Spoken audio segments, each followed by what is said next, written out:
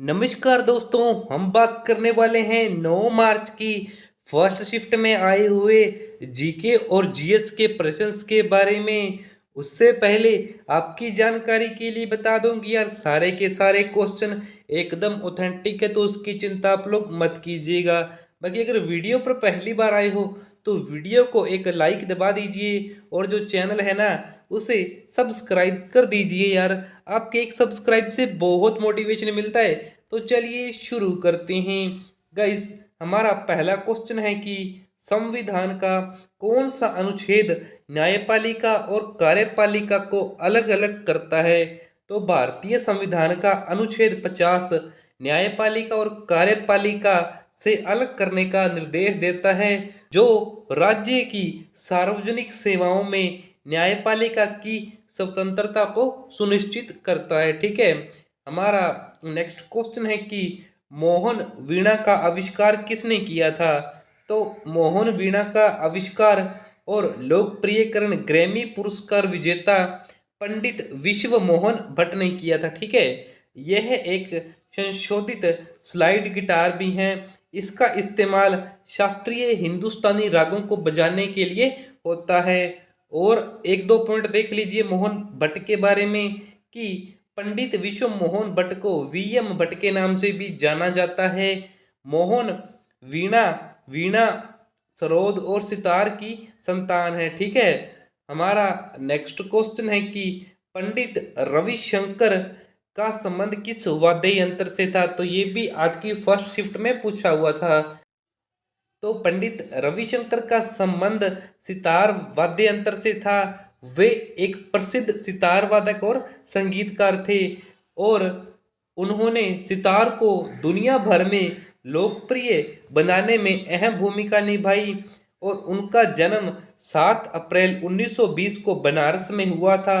उनका असली नाम रविंदर शंकर चौधरी था। ठीक है।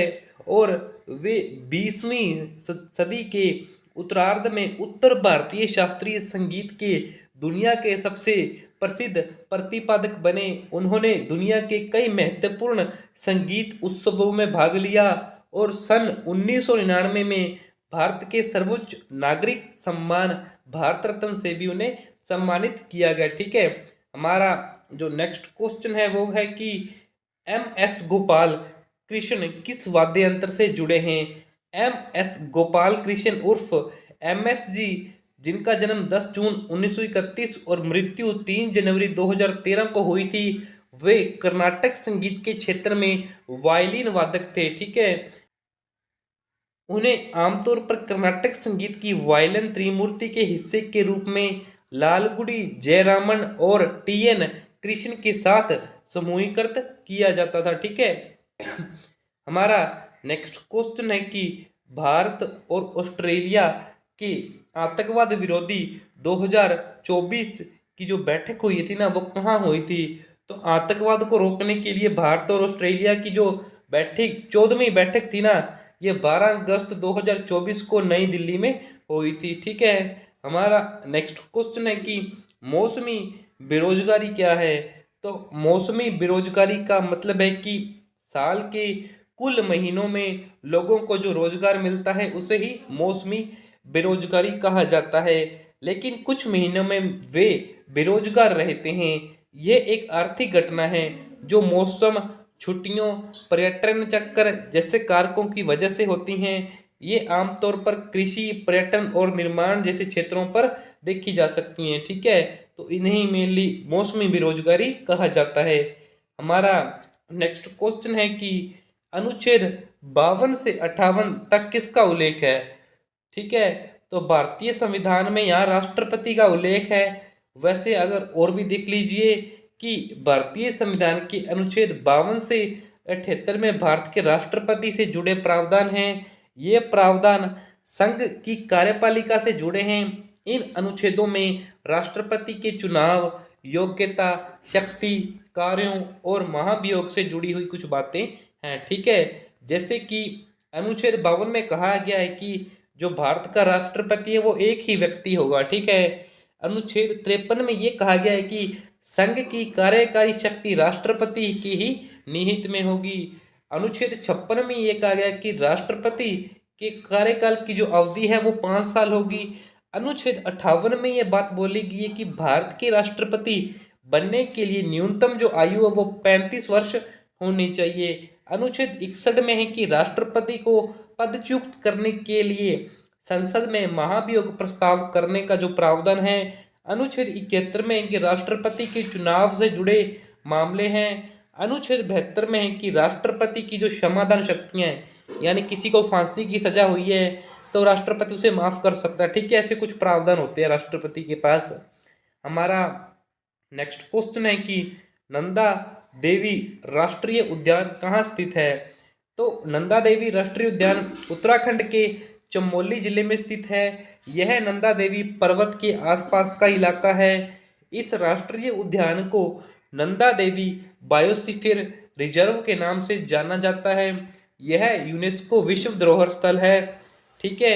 यह राष्ट्रीय उद्यान समुद्र तल से 3500 मीटर की ऊंचाई पर है। यह नंदा देवी बायोस्फीयर रिजर्व का हिस्सा है। यह रिजर्व पश्चिमी हिमालय पर्वत पर स्थित है, ठीक है। तो ये पॉइंट भी हमें याद रखना है। हमारा नेक्स्ट क्वेश्चन पूछा हुआ था कि जो काकोरी ट्रेन डकैती है ना वो कब हुई थी। तो काकोरी ट्रेन एक्शन या ये कांड 9 अगस्त 1925 को हुआ था। यह घटना लखनऊ के पास काकोरी रेलवे स्टेशन पर हुई थी। यह एक सशस्त्र डकैती थी, ठीक है। हमारा नेक्स्ट क्वेश्चन था कि कौन से भारतीय हॉकी खिलाड़ी को 2024 में प्लेयर ऑफ द ईयर का खिताब दिया गया। तो भारतीय हॉकी कप्तान हरमनप्रीत सिंह ने साल 2024 में FIFA player of the year award जीता। यह उनका तीसरा साल है जब उन्हें ये अवार्ड मिला है, ठीक है। इससे पहले 2021 और 22 में भी उन्हें ये अवार्ड मिल चुका है। हरमनप्रीत सिंह का जो जन्म है वो 6 जनवरी 1996 को अमृतसर के तिमोल में हुआ था। उन्होंने 10 साल की उम्र में हॉकी को खेलना शुरू किया था। 15 साल की उम्र में सुरजीत सिंह हॉकी अकादमी में वो शामिल हो गए और हरमनप्रीत सिंह ने इस ओलंपिक में सबसे ज़्यादा गोल दागे थे, ठीक है, भारत की ओर से। हमारा जो नेक्स्ट क्वेश्चन पूछा हुआ था कि स्वर्णिम चतुर्भुज राजमार्ग नेटवर्क की जो कुल लंबाई है वो कितनी है। तो ये 5856 किलोमीटर इसकी लंबाई है, ठीक है।